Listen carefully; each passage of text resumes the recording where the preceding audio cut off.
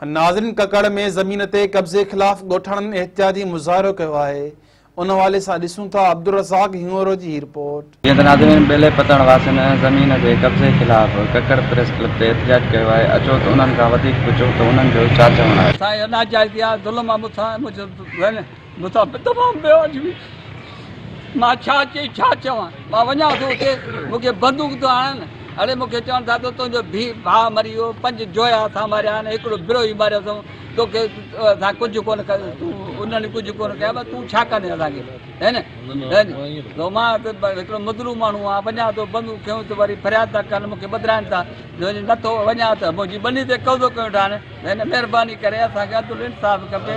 हिकिड़ो गुलशन भुट्टो ऐं उन खां पोइ ॿियो नंबर ते आहे बशीर, जेको हिते आहे कोज़ेदार, उहो आहे पैसो गुलशन जो आहे, हलायो हो थो।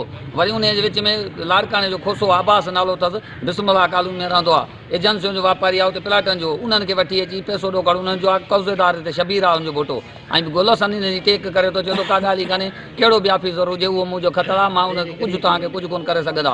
उहो असांखे धमकियूं थो ॾियारे त तव्हांखे खणाईंदासीं ऐं तव्हांखे अहिड़नि केसनि में चालान कराईंदासीं जो तव्हांखे ख़बर ई न पवंदी।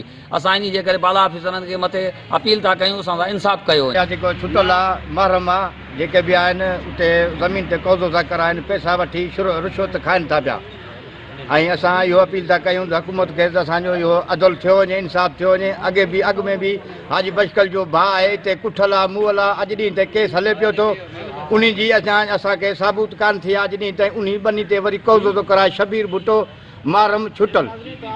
हुकूमत खे अपील था कयूं त असांजो इंसाफ़ थियो वञे ऐं हक़ थियो वञे। उहो बि छुटल मुंहिंजो भाउ आहे, पर मां सम्झां थो इहो त हक़ हिननि जो आहे ऐं मुंहिंजो भाउ पैसा थो वठे उन्हनि खां।